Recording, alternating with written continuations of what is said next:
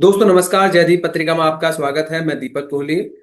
कहते हैं एक शिक्षक समाज को बुनता है, यानी समाज को बनाता है। शिक्षक ही समाज को बनाने में क्या भूमिका है शिक्षक की, और शिक्षक इंसानी समाज के लिए कितना जरूरी है, इन सब बिंदुओं के लिए आज हमारे साथ जुड़े हैं मेवाराम गुज्जर जी। सर, आपका स्वागत है जयदीप पत्रिका के इस मंच पर। जी धन्यवाद सर।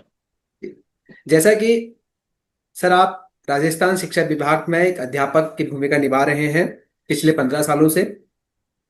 इतना ही नहीं बल्कि हिंदी साहित्य में भी अपनी भूमिका निभा रहे हैं, और कई रचनाओं के माध्यम से आप लोगों का दिल जीत चुके हैं, और साथ साथ में कई सम्मानित भी हो चुके हैं अपनी रचनाओं से आप। सर, थोड़ा बताइए हिंदी साहित्य के बारे में, कैसी रुचि है आई है आपकी। जी धन्यवाद कौली जी। सबसे पहले तो आपके और जयदीप पत्रिका का धन्यवाद कि आपने ये एक अच्छा अवसर मुझे दिया आपसे बातचीत करने का, आपसे जुड़ने का। जी उसके लिए सर। पुनः आपका साधुवाद। जैसा कि आप जानना चाह रहे हैं, तो साहित्य की तरफ मेरी बचपन से ही रुचि रही है। लेकिन पहले किताबें पढ़ता था, कुछ कविताएं, और जो अखबार में कुछ आता था वो ही पढ़ता था। धीरे धीरे जब कॉलेज पास आउट हुआ तो लिखने की रुचि थी, लिखने की कोशिश की। लेकिन जैसा कि आप भी जानते हैं कि जब तक जॉब हाथ में नहीं होता तब तक लेखन अपनी गति नहीं पकड़ पाता। जी सर। तो कॉलेज पास आउट के बाद में कुछ कंपटीशन की तैयारी की कुछ समय के लिए। चयन होने के बाद फिर दूसरे प्राध्यापक यानी कि व्याख्याता पद के लिए तैयारी की। तो उस दौरान कुछ समय जो है मेरा तैयारी में निकल गया। जैसे ही मैं प्राध्यापक पद पर ज्वाइन किया, उसके बाद लिखना शुरू किया। और जब लिखना शुरू किया था तब मेरा कहीं पर भी ये मत नहीं था कि कभी कोई किताब मेरी छपेगी या कहीं मुझे सराहा जाएगा। केवल मन की संतुष्टि के लिए लिखता था। जब लोगों तक पहुंची, लोगों ने पढ़ा, तो उन्होंने कहा कि आपका लेखन बहुत अच्छा है, स्तरीय है, बहुत गंभीर लिखते हैं आप, और इसे निश्चित तौर पर आपको जो है प्रकाशित करवाना चाहिए। तो उसी के दौर में पांडुलिपि तैयार करके राजस्थान साहित्य अकादमी उदयपुर को मैंने भिजवाया, और मेरी पांडुलिपि उनकी योजना में चयनित हुई।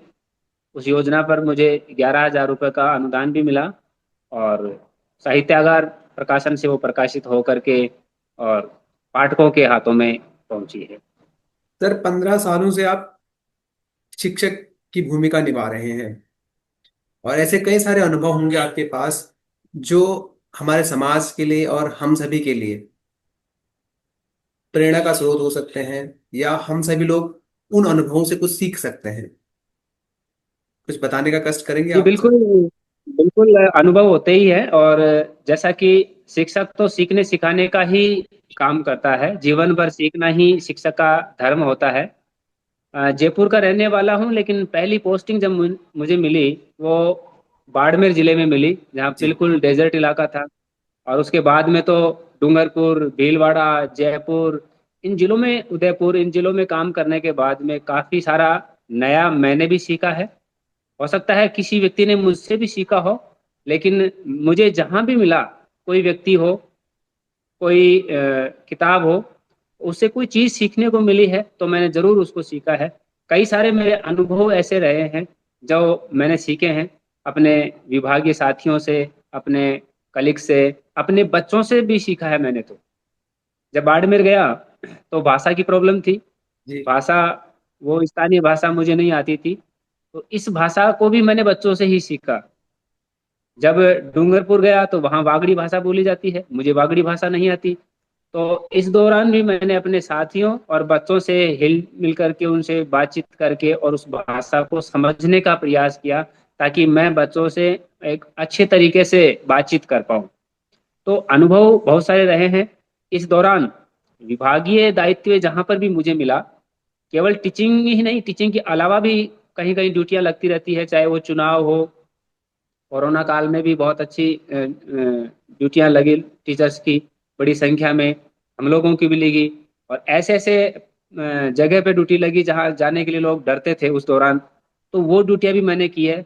साथ ही चूंकि मेरा रुचि था साहित्य की तरफ, लेखन की तरफ, तो अभी हाल ही में राजस्थान सरकार के द्वारा जो 1 से 5 तक के स्कूलों में इस कक्षाओं में पाठ्य पुस्तकों का वितरण किया जा रहा है, जो पूरे राजस्थान में उनको बांटा जा रहा है, जी। उसके लेखन समूह में भी मैं शामिल रहा हूँ। तो ये मेरे लिए गौरव की बात तो है ही, बल्कि सीखने की दृष्टि से भी मुझे बहुत कुछ वहाँ मिला। एससीईआरटी का धन्यवाद मैं ज्ञापित करता हूँ कि उन्होंने एक सीखने का एक नया प्लेटफॉर्म मुझे दिया, और सीखने की जो प्रक्रिया है, जो गति है, वो निरंतर मेरी अभी भी जारी है, और जीवन भर सीखने की कोशिश करता रहूंगा। Okay sir. सर आपने NEP 2020 पर आधारित SCF पर भी के निर्माण में भी आपने भूमिका निभाई है। कैसे योगदान दिया आपने इसके निर्माण में, थोड़ा सा बताइए इसके बारे में। जी, एक बहुत अच्छा प्रश्न किया आपने दीपक जी। मैं जब डूंगरपुर था, जी। तो उस समय एससीईआरटी ने कुछ टीचर्स के नाम मांगे थे, एक टेस्ट के द्वारा, एक ऑनलाइन उन्होंने नाम लिए हैं एक लिंक के द्वारा, उनका एक टेस्ट लिया गया, और उस टेस्ट में जो चयनित हुए उसमें मेरा भी चयन हुआ। जी। जब गया पहली बार तो मुझे नहीं पता था कि एससीएफ क्या होता है, एससीईआरटी में क्या करना होता है, एक टीचर की क्या भूमिका होती है। लेकिन जब हमें बताया गया कि आपको ये काम करना है, और ऐसा जिम्मेदारी का काम करना है कि राजस्थान की शिक्षा व्यवस्था आगामी लगभग 10 वर्ष तक आपके बनाए हुए डॉक्यूमेंट के आधार पर चलेगी, तो हमारी जिम्मेदारी अपने आप ही बढ़ गई। हमें लगा कि निश्चित तौर पर हम बहुत बेहतर और बहुत अच्छा काम करने जा रहे हैं। जब ये डॉक्यूमेंट लिखने का हमारा काम शुरू हुआ, तो चूंकि विभिन्न जिलों में मैं काम कर चुका था, तो अनुभव भी थे, खासकर से जो ग्रामीण परिवेश में और धरातल से जुड़े हुए जो अनुभव थे। एक बिल्कुल अंतिम पंक्ति में बैठे हुए बच्चे के साथ जो समस्याएं आती हैं, जो चुनौतियां आती हैं, उन चुनौतियों को और समस्याओं को ध्यान में रखते हुए हमने ये डॉक्यूमेंट तैयार किया है। ऐसा कहीं पर भी नहीं है कि ये डॉक्यूमेंट जो है राजस्थान के स्तर पर लागू नहीं हो सकता है, क्योंकि हमने सारी की सारी परिस्थितियों को ध्यान में रखते हुए, क्योंकि राजस्थान के लगभग सभी जिलों से इसमें टीचर्स शामिल थे, सभी तरह के स्त्री पुरुष, third grade, second grade, first grade, principal, और हमारे मनोवैज्ञानिक जो साथी हैं वो भी।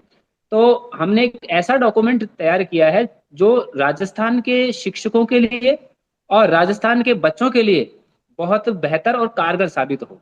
क्योंकि जो धरातल पर हमने अनुभव किए हैं, जो धरातल पर हमने देखा है, उस चीजों को ध्यान में रखते हुए ये तैयार किया गया है। तो मैंने भी अपना वो योगदान दिया जो मैंने कहीं बाड़मेर, डूंगरपुर और भीलवाड़ा जिलों में मैंने जो अनुभव किया था।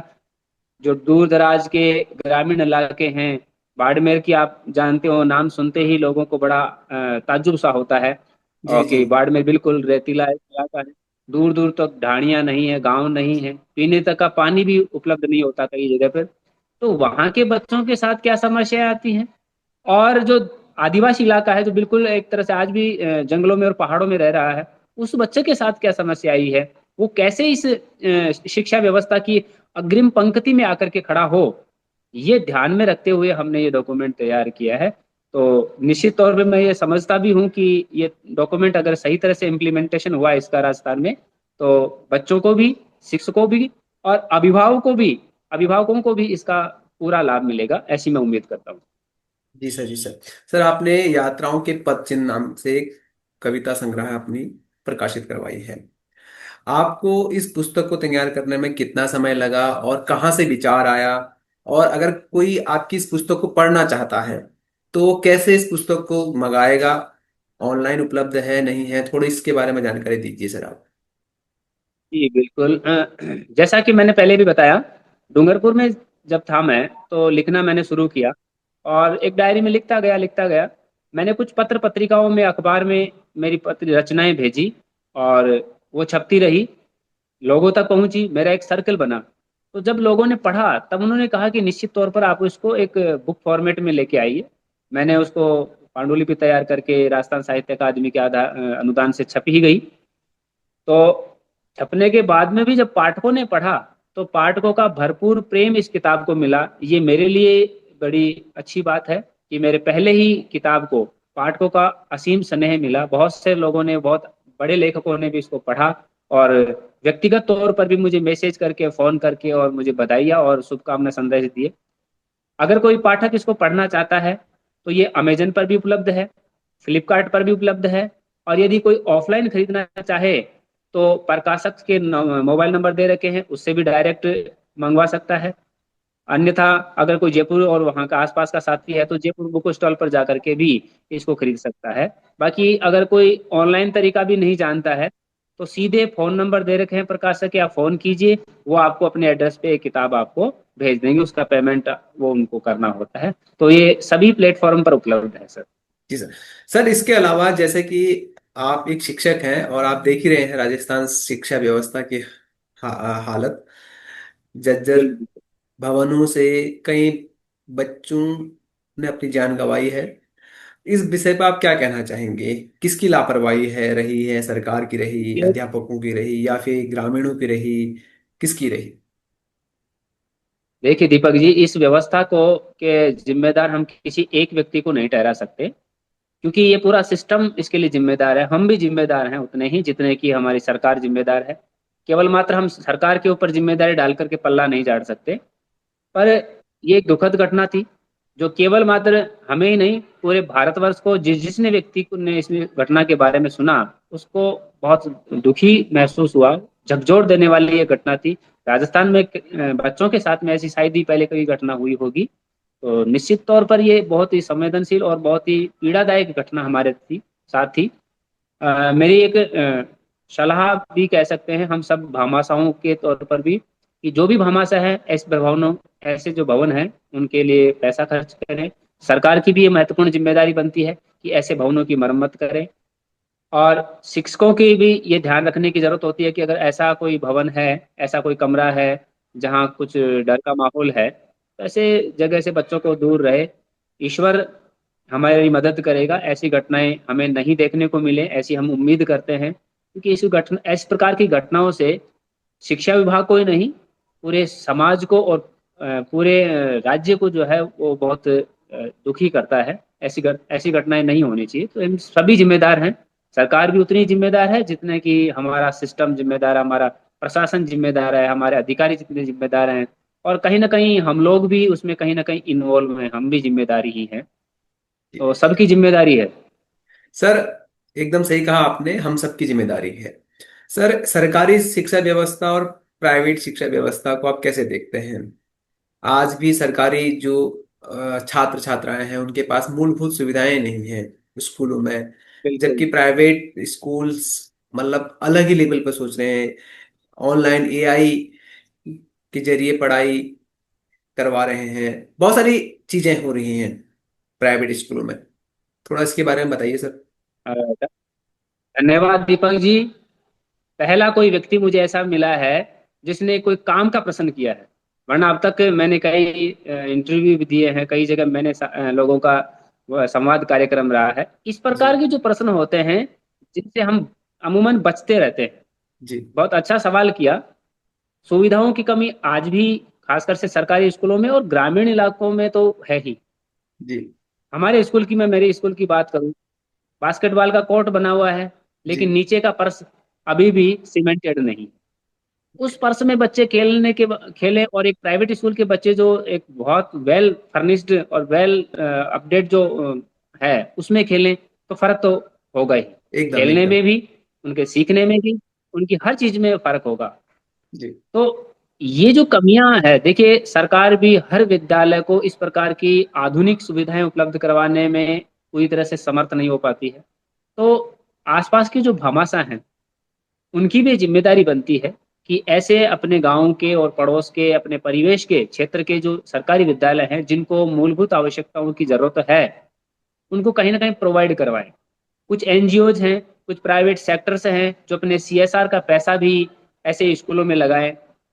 हमारे स्कूल में इसी साल, इसी सत्र के अंदर जो है लगभग 30 लाख से ऊपर का काम हीरो मोटर्स को उन्होंने करवाया है। तो ये कहीं ना कहीं समाज से वापस, समाज को लौटाने की, पे बैक टू सोसाइटी का ही एक रूप है। सीएसआर का पैसा ये लगता है तो कहीं ना कहीं उसका लाभ मिलता है बच्चों को भी।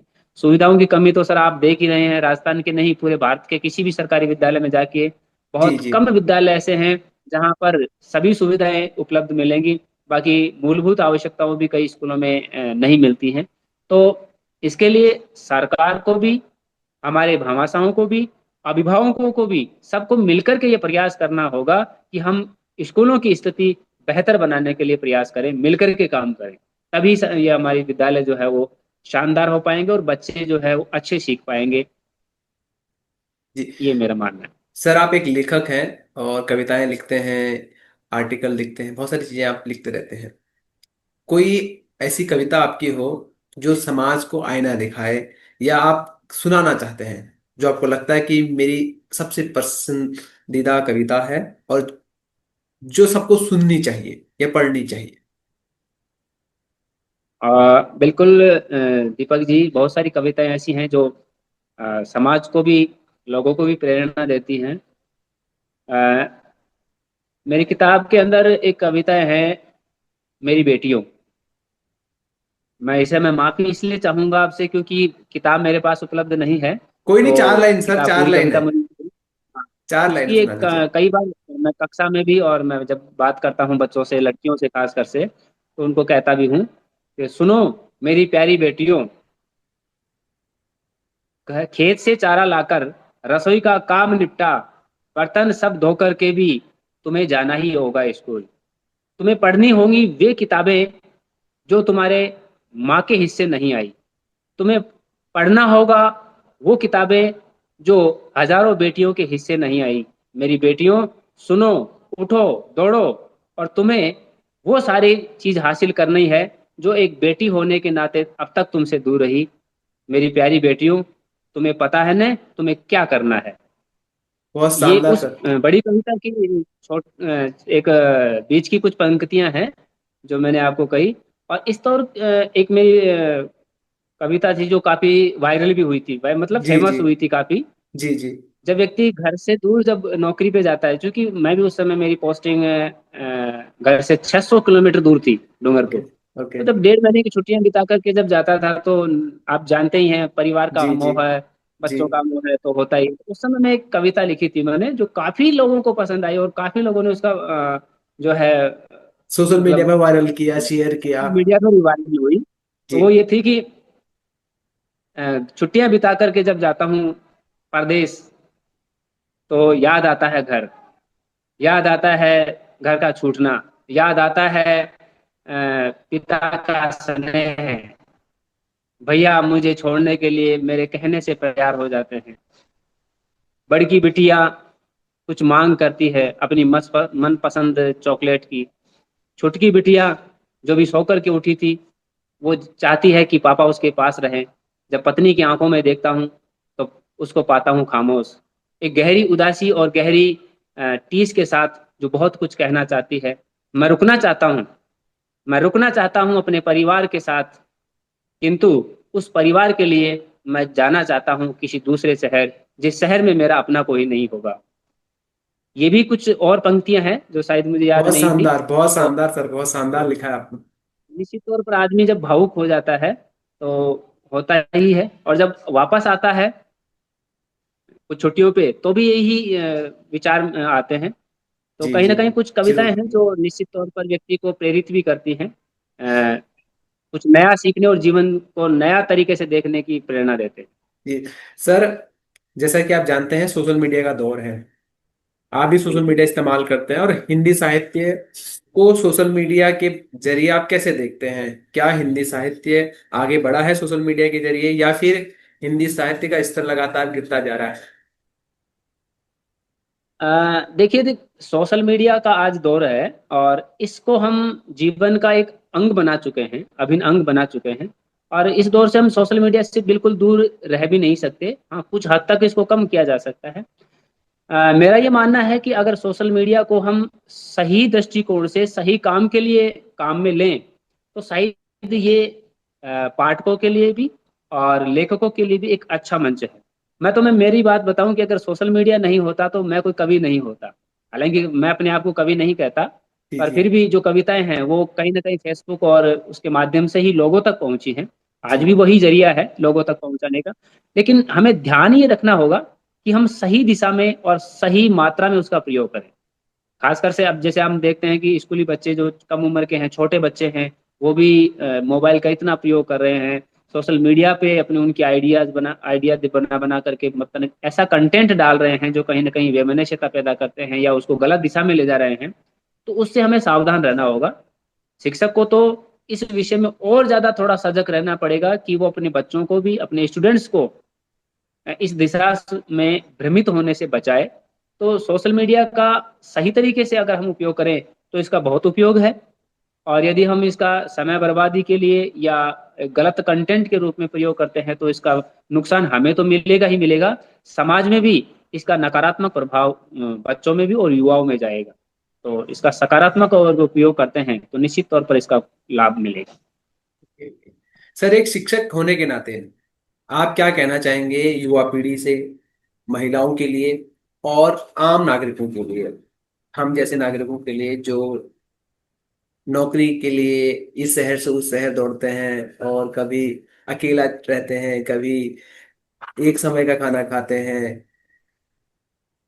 जी सर। बिल्कुल दीपक जी, मैं स्वयं 10 वर्ष तक बाहर रहा हूँ, जी।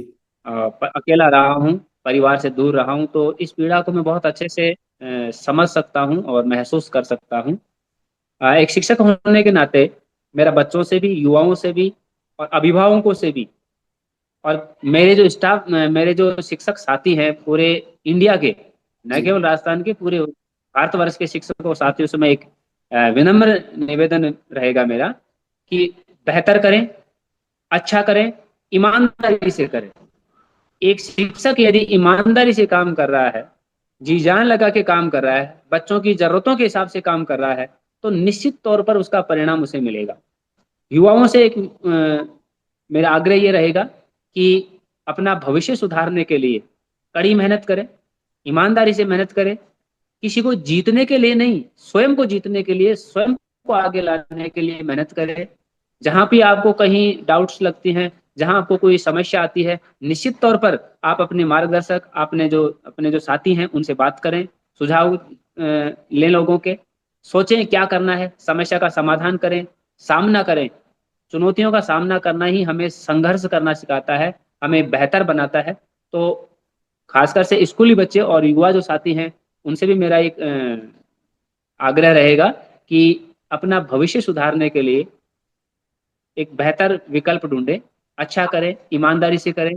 और ये आप भी जानते हैं और हम भी जानते हैं, जिस व्यक्ति के पास अच्छी शिक्षा है, कौशल है, दुनिया की कोई ताकत नहीं है कि उसको आगे बढ़ने से रोक सके। लेकिन शर्त यह है कि वो कौशल और वो शिक्षा हमें अपने बूते प्राप्त प्राप्त करनी होगी। जी। जी। शिक्षा से वंचित कुछ लोग अभी भी हैं जो बहुत पीछे की पीढ़ी में रह गए, बहुत अंतिम पंक्ति में बैठे हैं। उनको भी अग्रिम पंक्ति में आने का प्रयास करना चाहिए, क्योंकि शिक्षा वो दूध है जो पिएगा वो शेरनी की तरह, शेर की तरह दहाड़ेगा।